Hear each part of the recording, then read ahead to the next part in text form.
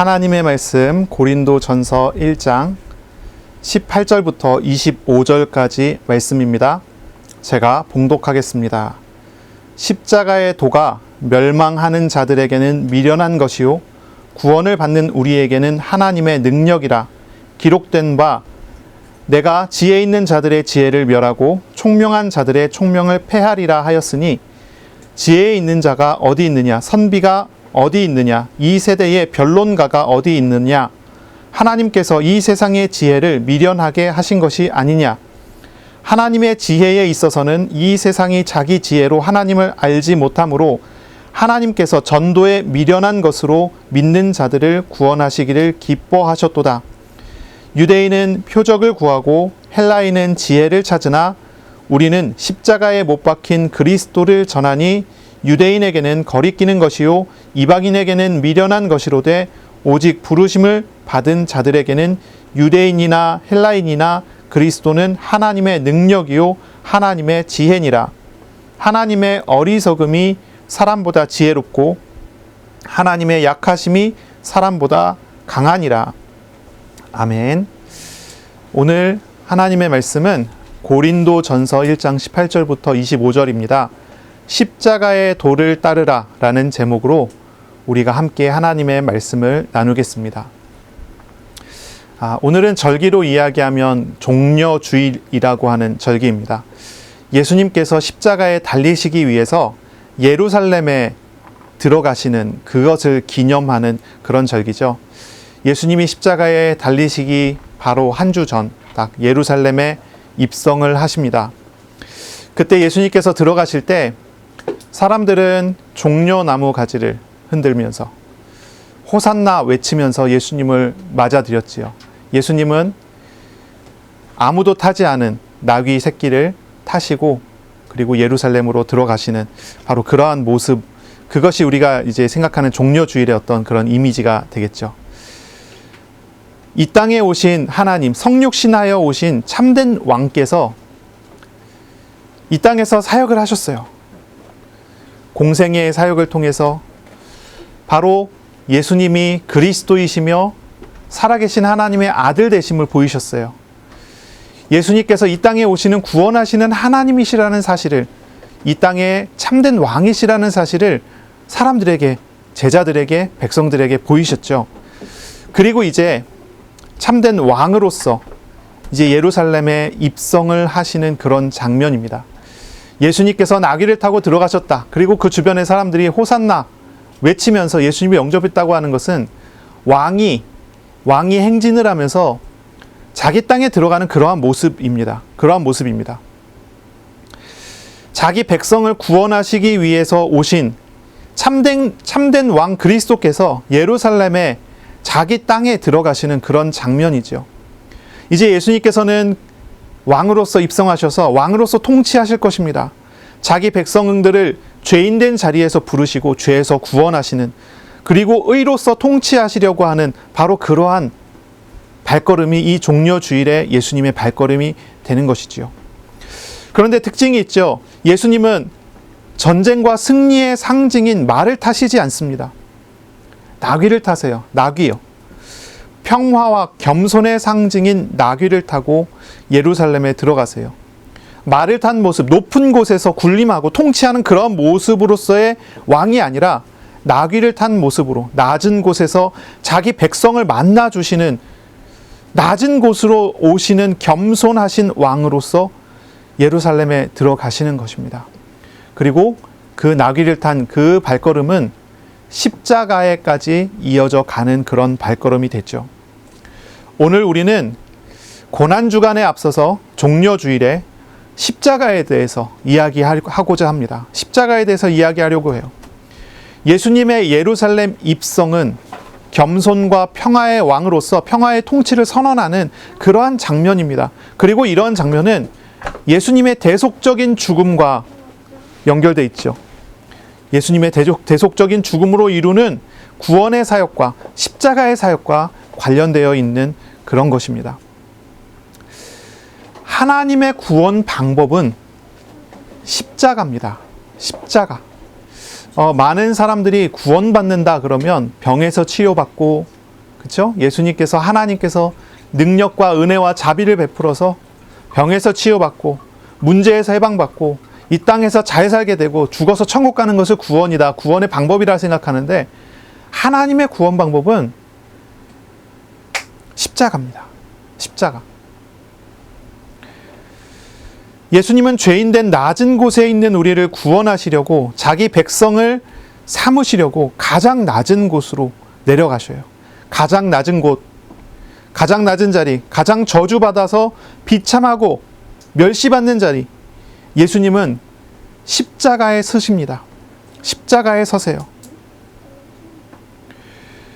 그것이 하나님의 구원의 방법이기 때문이에요. 예수님께서 그냥 질병을 치료하신 것이 아닙니다. 그들의 연약한 것과 그들의 죄와 그들의 문제를 대신 짊어지시고 십자가로 향하시는 그런 모습인 거죠. 예수님은 우리의 허물을 대신하여 고통당하시고 우리의 죄악을 대신해서 고난을 당하십니다. 이 모든 것은 우리를 구원하시려고, 우리를 자녀 삼으시려고 하신 그런 일입니다.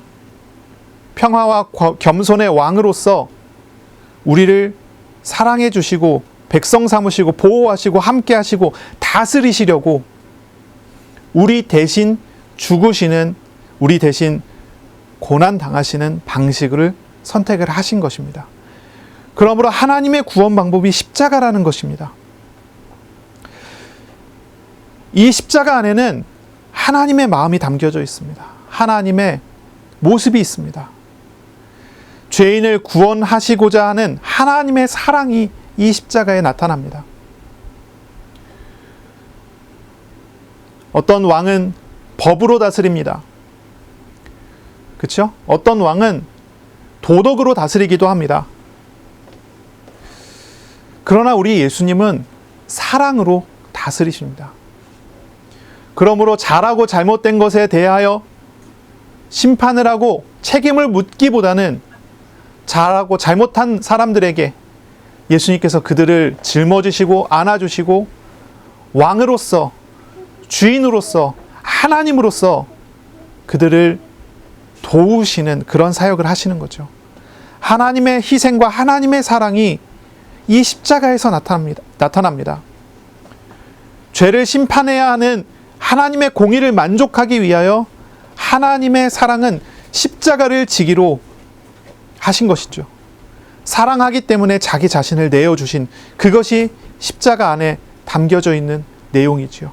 모습이죠. 이 십자가입니다. 또한 이 십자가는 자기를 부인하는, 자기 자신을 내려놓는 겸손을 우리에게 보여주는 그런 내용입니다. 빌립보서 2장 5절부터 8절까지를 보면 이런 말씀이 있죠. 너희는 이 마음을 품으라. 곧 그리스도 예수의 마음이니 그는 근본 하나님의 본체시나 하나님과 동등됨을 취할 것으로 여기지 아니하시고 오히려 자기를 비워 종의 형체를 가지사 사람들과 같이 되셨고 사람의 모양으로 나타나사 자기를 낮추시고 죽기까지 복종하셨으니 곧 십자가에 죽으심이라. 바로 그리스도의 마음은 자기를 낮추시는 마음입니다. 종의 형체를 갖는 모습입니다. 죽기까지 복종하는 모습입니다. 하나님께 복종하고 자기 주장을 자기 주장을 다 내려놓고 자기 희생하는 그러한 모습입니다. 예수님의 십자가는 우리를 구원하시는 하나님의 희생이고 우리를 짊어질 십자가, 바로 그러한 모습이죠. 이 십자가는 우리로서는 하나님의 사랑을 바라보는 그런 도구가 되고요. 우리로서는 이 십자가는 또한 우리가 예수님을 닮아 자기를 부인하고 늘 죄에서 돌이켜 하나님께로 나아가게 되는 그런 삶의 어떤 기준과 정신이 되어지는 그런 것입니다. 십자가를 바라보면서 나를 향한 하나님의 사랑, 그리고 사랑으로 인해 스스로 낮아지심, 그리고 예수님의 그 겸손을 묵상하고 바라보는 그런 오늘, 그런 한 주간이 되시기를 바랍니다. 하나님의 겸손과 사랑의 통치를 따라 순종하고 인도받으시기를 바랍니다. 이 십자가는 사실 이제 그 당시의 처형 방법 중에 가장 잔인한 사형 방법이다, 이렇게 알려져 있습니다. 십자가는 가장 악한 죄인을 죽이는 사형 틀입니다. 그 이유는 고통을 다 겪도록 하는, 죽음에 이르기까지 모든 고통을 다 겪도록 하는, 그러니까 죽음을 최대한 늦추게 하는 그런 사형 방식이기 때문이에요. 당시의 헬라인들 그리고 로마인들은 이 십자가를 끔찍하고 비참한 아주 수치스러운 범죄자만 달리는 형틀이라고 생각을 했습니다. 당시의 유대인들은 십자가에 달리는 것을 나무에 달리는 것으로 이해했는데, 율법에 보면 신명기 21장 23절에 이런 구절이 있죠. 나무에 달리는 자는 하나님께 저주를 받았음이니라. 그러니까요, 유대인이나 헬라인이나 그 당시의 사람들은 전부 다 십자가를 저주의 상징으로 받아들인 거예요. 저주와 비참함과 수치와 모욕의 상징으로 받아들이게 되는 거예요. 유대인이나 헬라인이나 십자가를 신앙의 상징으로 생각하지는 않아요. 하지만 그리스도인들은, 예수님 믿는 하나님의 자녀들은 이 십자가가 신앙의 상징이 되었죠. 그렇죠? 그래서 교회의 상징은 십자가입니다. 원래 이제 초대교회 때는 여러 가지 상징이 있었어요. 물고기 모양을 그려놓으면 아, 예수 믿는구나, 뭐 이렇게 생각할 수 있는 그런 상징들이 있었어요. 하지만 시간이 가면 갈수록 그런 상징들은 다 없어지고 오직 하나의 상징만 남게 됐죠. 그게 바로 십자가입니다. 가장 수치스럽고 모욕스러운 십자가가 왜 우리의 신앙의 상징이 됩니까?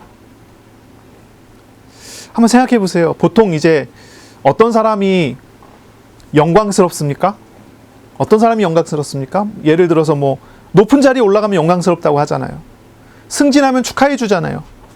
아니면 더 좋은 직장으로 이직하면은 사람들이 축하해 주지 않습니까? 뭐 국회의원이나 대통령이나 어디 높은 자리에 당선이 돼서 올라갔다. 그러면 사람들이 영광된다고 영광해 주잖아요. 그렇죠? 그런데 십자가라는 것은 정반대의 이야기예요. 칭찬받고 부러움을 사는 그런 모습이 아니라 비난받고 멸시당하는 그런 것이 십자가예요.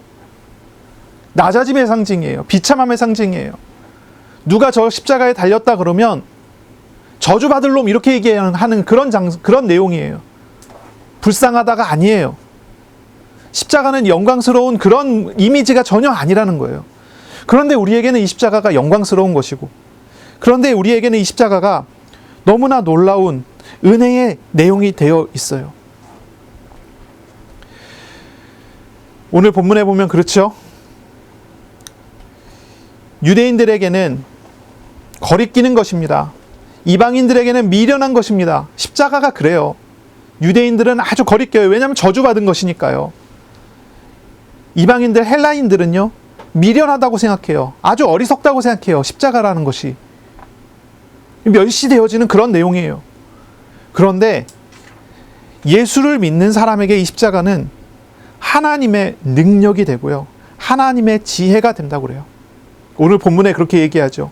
18절에 십자가의 도가 멸망하는 사람에게는 미련한 것이지만 구원을 받는 우리에게는 하나님의 능력이라, 그렇게 얘기합니다. 하나님의 능력입니다. 이 뒤에 보면은 하나님의 지혜라고도 합니다. 십자가가 하나님의 지혜고 십자가가 하나님의 능력입니다. 왜 그렇습니까?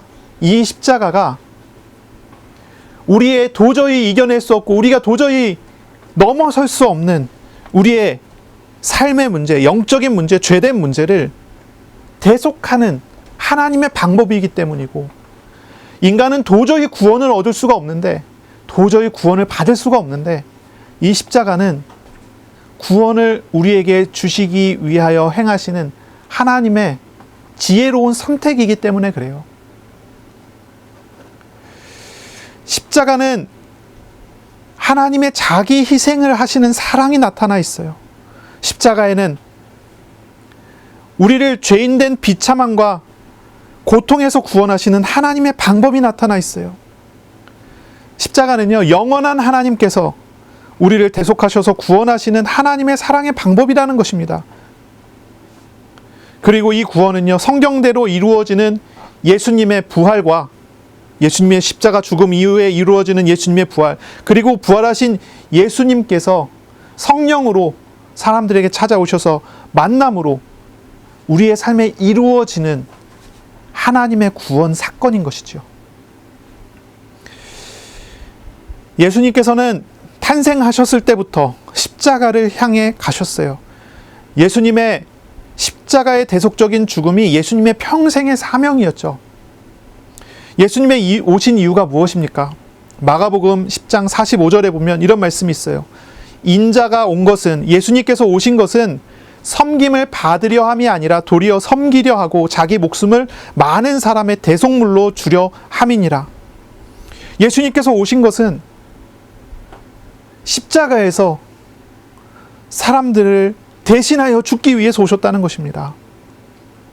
죄인을 위해서, 죄 없으신 분이 오셔서 죄인 대신 죄값을 치르러 오셨다고 합니다. 이것이 십자가예요. 예수님께서 오신 이유가 십자가를 지기 위해서라는 것이죠. 천사가 예수님 탄생했을 때 그 이름의 의미를 설명합니다. 마태복음 1장 21절이죠. 아들을 낳으리니 이름을 예수라 하라. 이는 그가 자기 백성을 그들의 죄에서 구원할 자이심이라 하니라. 또한 세례 요한이 세례를 줄 때도 그랬어요. 예수님께서 세례 요한에게 세례를 받을 때 세례 요한은 예수님을 보고 이렇게 얘기했습니다. 이 제사장 가문의 세례 요한이 예수님께 세례를 줬단 말이에요. 그러면서 뭐라고 하냐면 이렇게 얘기해요. 요한복음 1장 29절. 이튿날 요한이 예수께서 자기에게 나아오심을 보고 이르되 보라, 세상 죄를 지고 가는 하나님의 어린 양이로다. 우리의 죄를 대신하여 죽는 대속 제물로서 예수님께서 오셨다는 선언을 이 제사장 가문의 세례 요한이 선포를 하고 예수님께 세례를 줍니다. 예수님의 공생의 사역이 그랬습니다. 마태복음 8장 17절, 예수님께서 많은 병자들을 고치시고 이렇게 기록합니다. 이는 선지자 이사야를 통하여 하신 말씀에 우리의 연약한 것을 친히 담당하시고 병을 짊어지셨도다 함을 이루려 하심이더라. 우리의 연약함을 아시고 우리를 구원하시기 위해서 낮은 곳으로 오셔서 우리의 모든 죄와 문제와 고통과 삶을 다 짊어지시고 대속하시려는 그 사역을 예수님의 공생의 평생을 해 나가신 것입니다. 우리 예수님은요, 단호하게 자신은 고난을 받고 버림을 받으며 죽어야 한다고 말씀하셔요. 제자들에게 그것을 가르치십니다. 이걸 예수님의 순환 예고라고 하죠. 1차, 2차, 3차에 걸쳐서 예수님께서는 제자들에게 순환 예고를 하십니다. 얼마나 단호하게 말씀하시냐면 이거를 반대하는 베드로를 사탄의 일이라고 책망하시기까지 했어요. 십자가는 예수님의 사명이고 예수님의 의도적인 그러한 선택의 길이었어요. 예수님은 피할 수도 없는 운명의 희생자로서 오신 것이 아니라 예수님은 성경에 계시된 대로 죄인을 구원하시려는 하나님의 목적하심을 자발적으로 받아들이고 그 길을 가신 것이 예수님의 십자가의 길이에요. 그 십자가의 도입니다. 예수님의 평생은 십자가에 초점이 딱 맞춰져 있어요. 십자가를 향해 갔고 십자가에서 우리의 구원을 이루시고자 해요. 물론 이 십자가의 완성은 부활입니다. 십자가와 부활은 떨어뜨려 놓을 수가 없죠. 십자가로 우리의 모든 죄를 대속하여 못 박아버리고 부활하심으로 우리에게 생명이 되셔서 우리 가운데 오시는 거예요. 과거의 삶이 아니라 새로운 삶이 되게 하고 과거의 어떤 얽매임이 아니라 이제는 새로운 자유를 우리에게 주시는 그것이 바로 십자가와 부활의 내용이지요. 부활도 가만히 보면요, 십자가의 죽음의 성격을 알게 하고 확증하게 하는 것이 부활입니다. 그러니 다시 말하면요, 예수님의 사역, 복음서의 전체의 한 가지 주제는 결국 십자가로 나아가는 것이죠. 십자가가 중심입니다. 현재 우리가 읽고 있는 사도행전을 한번 생각해 보세요. 사도행전의 사도들의 설교는 무엇을 증거합니까? 십자가와 부활을 증거합니다. 사도들은 십자가를 중심으로 설교를 합니다. 바울 서신에 드러나는 바울의 설교의 핵심도 십자가입니다. 예수의 복음의 핵심이 십자가인 것입니다. 사도 바울은 십자가를 증거합니다. 십자가를 말합니다. 그리스도께서 십자가에 죽으신 것과 부활하신 것 외에는 아무것도 알지 않기로 작정하였노라. 이게 바울의 말입니다. 예수 복음의 핵심이 십자가인 거죠. 참된 그리스도인은 십자가를 자신의 신앙의 중심에 둡니다. 참된 교회는 이 십자가를 가장 중심에 둡니다.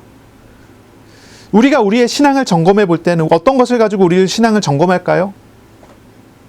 이 십자가가 있는가를 보는 것입니다. 이 십자가가 그 마음에 있는가를 보는 거예요. 이 십자가가 중심에 있는가를 보는 거예요. 예수님께서 말씀하시기를 자기를 부인하고 자기 십자가를 지고 나를 쫓을 것이라 이렇게 말씀하셨어요. 제자는 그런 사람입니다. 자기를 부인하는 사람, 자기 십자가를 지는 사람, 그 사람이 제자입니다. 요즘에 십자가를 지고 다니는 사람이 있나요? 이게 물론 이제 눈에 보이는 그런 십자가가 아니에요. 마음의 십자가. 이걸 지고 다니는 사람이 있습니까? 우리가 이것을 점검해 봐야 됩니다. 우리가 이것을 생각해 봐야 됩니다. 내가 믿는 예수님이 십자가의 예수님이 맞는가를 봐야 돼요. 십자가의 예수님이 맞는가? 나랑 동행하시고 나와 함께 하시는 예수님이 십자가의 예수님으로서 나랑 동행하시는가를 확인해 보세요. 생각해 보세요. 사탄은요, 하나님의 사역을 회방하지요. 하나님을 대적하는 존재입니다. 사탄은 예수님을 죽여서 하나님의 나라의 일을 회방하려고 했지만 오히려 예수님의 십자가의 죽음은 하나님의 구원 사역의 성취로 이어지죠. 사탄이 어떻게 역사해도 하나님의 손바닥 안에 있을 뿐이죠. 이제 사탄은요, 우리에게 예수님의 이 십자가의 실제를 알지 못하게 하는 방향으로 사람을 미혹하고 사람을 속이고 사람을 이끌어갑니다. 십자가를 알지 못하게 하려고 무진장 노력을 합니다. 십자가를 알지 못하면, 십자가의 실제를 우리가 누리지 못한다면 어떻게 되겠습니까? 죄에 빠져 거기에 허우적되게 만드는 것이죠. 죄에 빠져서 들어가게 만드는 거예요. 십자가는 우리를 모든 더러운 얽매이는 죄에서 구원하는 하나님의 방법이에요. 십자가가 아니고서는 우리가 자유를 얻을 길이 없습니다. 십자가가 아니고서는 우리가 죄에서 자유를 얻을 수가 없어요. 우리가 가지고 있는 우상에서 우리가 어떻게 자유합니까? 우리를 사로잡고 있는 우리의 상처와 우리의 문제와 우리의 고통에서 우리를 어떻게 자유하게 합니까? 오직 십자가의 예수님이 우리와 함께 하실 때, 우리가 그것을 알고 따라갈 때 우리가 참 자유를 얻을 수가 있는 거예요. 그런데 우리가 십자가를 자꾸 잊어버리게 만들고 십자가를 놓치게 만들면 죄의 심각성을 잃어버리게 만들잖아요. 예수님의 십자가의 사랑과 희생이 무엇인지 잊어버리게 만들잖아요. 그럼 뭘 따라갑니까? 하나님인 것처럼 포장해 놓은 어떤 이미지를 따라가지 않겠습니까? 어떤 우상을 따라가지 않겠습니까? 그 대표적인 것이 번영신학이라고 하는 거예요. 번영신학. 미국에서 나온 번영신학. 죄에 대해서 말을 하지 않습니다. 죄에 대해서 설교하지 않습니다. 회개하라는 말을 하지 않습니다. 성경은 죄와 회개를 계속 이야기하는데 성경 전체는 인간이 어떻게 우상에 빠져 들어갔고 하나님께서 어떻게 그들을 예수의 십자가로 구원하시는지에 대해서 설명하고 있는데, 그런데 하나님이 없어요. 이 죄에서 해방하시는 하나님의 십자가가 없어요. 그리스도의 십자가가 없어요. 뭐만 얘기합니까? 사람의 번영됨만 이야기합니다. 기도에서 복 받으라고 합니다. 긍정적으로 생각하라고 합니다. 적극적으로 사고하라고 합니다. 이게 번영신학이에요. 죄를 설명하지 않고 죄를 설교하지 않는 그런 신학.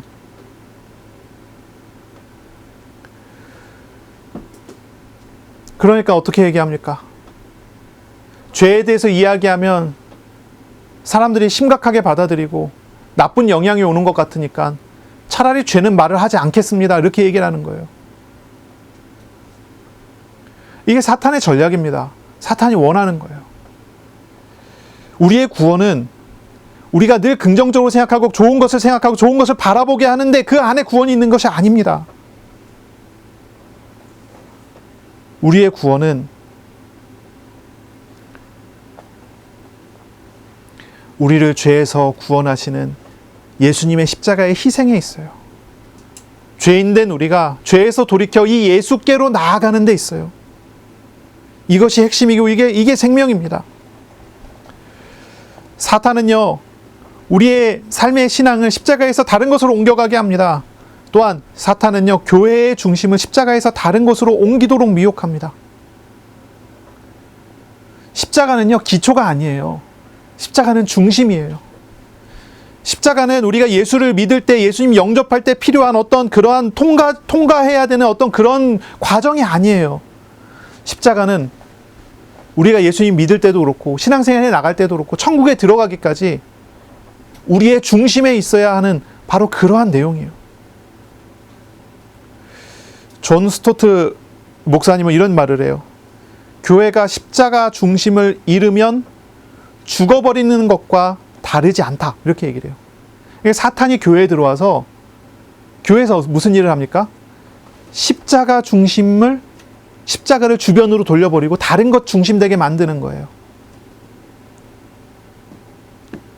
사탄이 하는 일이 그런 거예요. 교회 안에 들어와서 죄와 회개 설교하지 않게 하는 거예요. 예수님의 십자가 은혜 설교하지 않게 하는 거예요. 그러면 뭔가 조금 바뀐 것처럼 보이죠. 그러나 전부 다 바뀐 거예요. 교회는 죽어버리고 맙니다. 우리 개인의 삶도 마찬가지예요.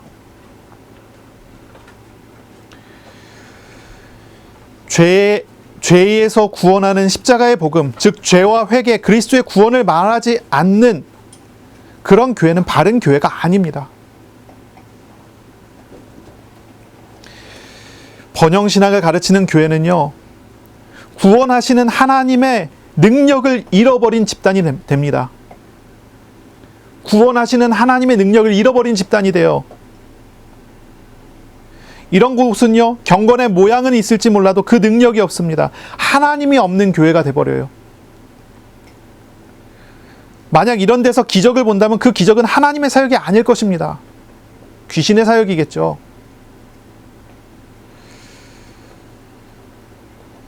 죄를 말하고 회개를 말하기는 하지만 그리스도의 공로와 은혜를 말하지 않고 인간적인 노력과 행위만을 강조하는 그런 교회도 있을 수 있습니다. 이거는 뭐죠? 죄를 이야기하고 회개를 이야기하지만 결국은 십자가에서 떠나 있는 모습입니다. 이건 율법주의적인 모습이, 율법주의적인 교회인 거죠. 결국은 율법에 의해서 평가받고 정죄될 수밖에 없는 것입니다. 이런 교회는 은혜도 없고 여유도 없고 사랑도 없고 용서도 없고 정죄와 교만만 가득 찬 교회가 돼버리고 맙니다. 하나님의 구원하시는 능력과 하나님의 구원하시는 놀라운 은혜와 지혜가 없어져 버리는 그런 교회가 되는 거죠. 사탄은 우리를 어떻게 공격합니까? 우리의 삶에서 자기를 부인하지 않고 자기 희생을 멀리 치워버리도록 만듭니다. 사탄은요, 자존심과 자기를 높이는 일에만 힘쓰도록 계속 유혹을 할 것입니다. 특히 중요한 시간, 그런 때가 다가올 때 마귀는 상처와 자존심을 막 건드려서 우리가 그리스도, 십자가의 그리스도께로 나가지 못하도록 계속 회방을 하고 속이게 되겠죠.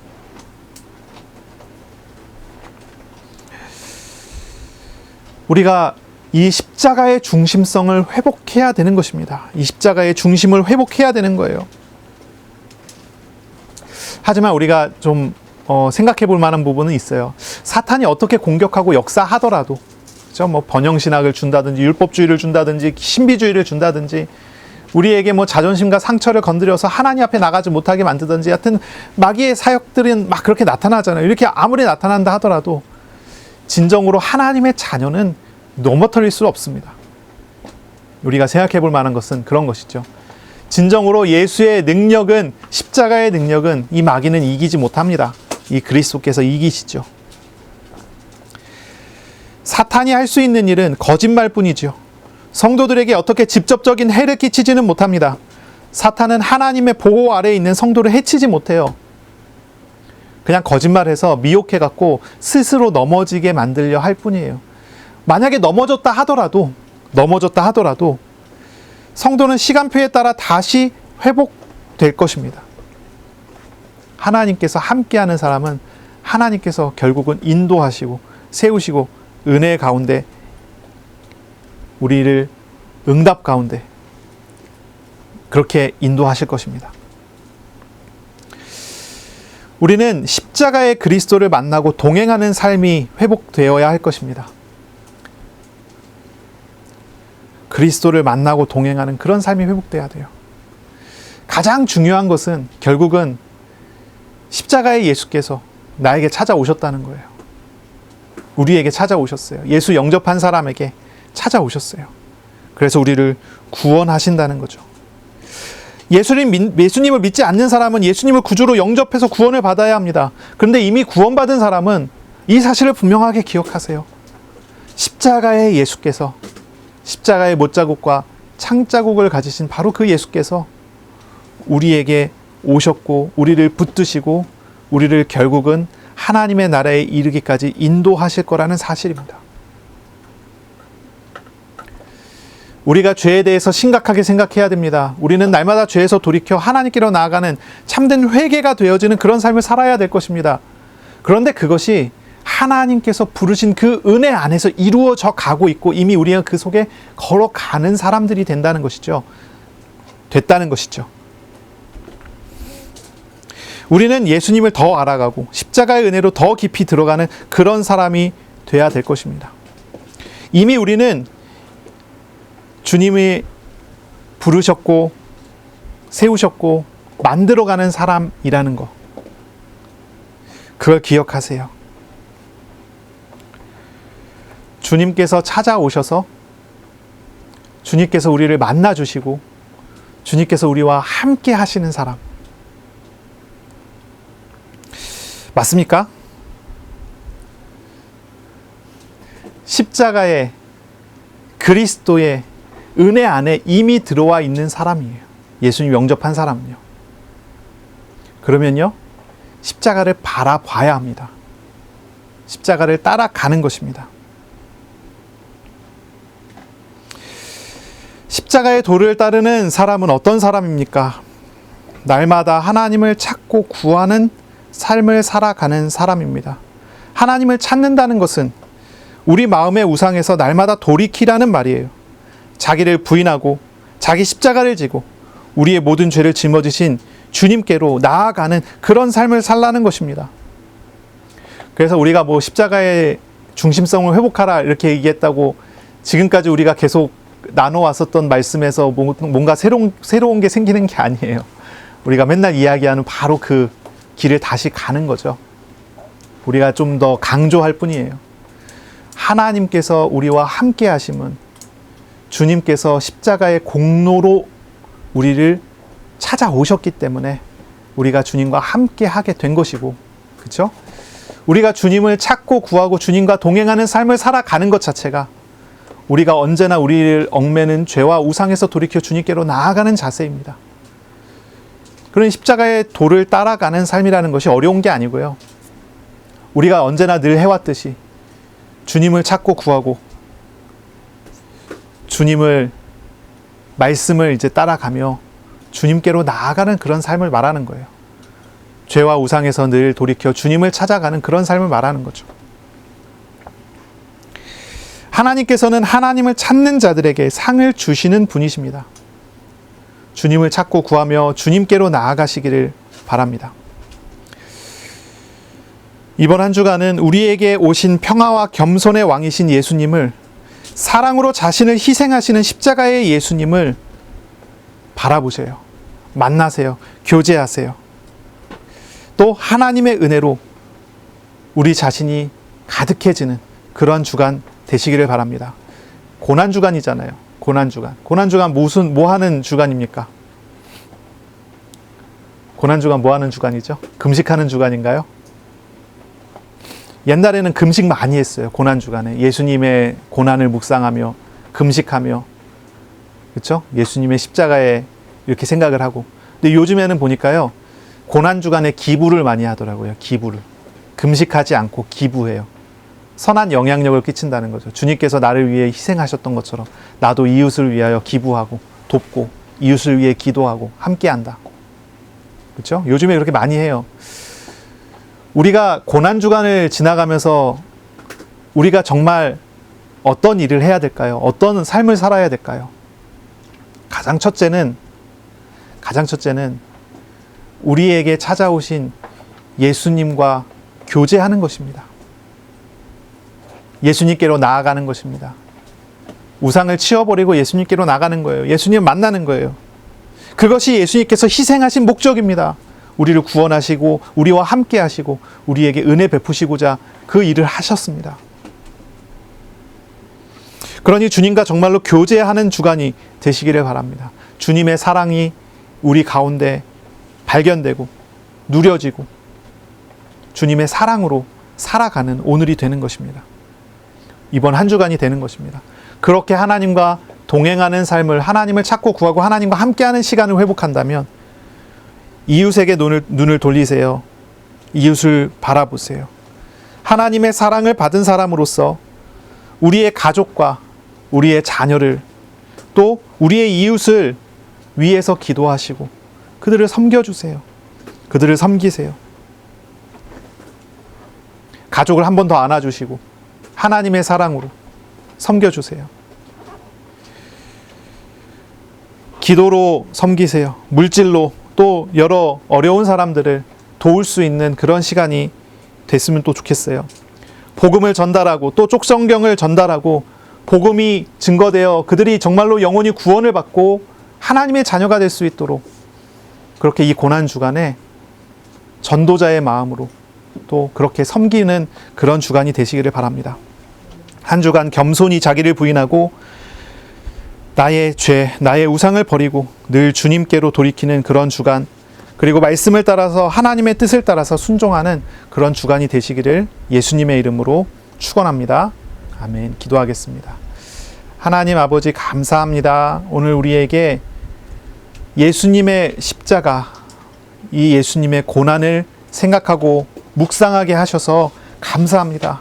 이번 한 주간 십자가를 바라보게 하시고 십자가의 중심된 삶을 회복할 수 있도록 은혜 내려 주옵소서. 우리가 늘 죄와 우상에서 돌이켜 주님께로 나아가게 하시고 주님이 우리에게 주신 사랑과 주님이 우리에게 보여주신 그 겸손을 배움으로 우리가 사랑과 겸손으로 하나님을 사랑하고 이웃을 섬기는 그런 성도들 다 될 수 있도록 은혜와 복을 내려 주옵소서. 바로 이 십자가의 도를 따라가는 우리 교회가 되게 하여 주옵소서. 감사하며 예수님의 이름으로 기도합니다. 아멘. 우리 구주 예수 그리스도의 은혜와 하나님의 사랑하심과 성령님의 교통하심이 이제로 영원까지 항상 함께 있을지어다. 아멘.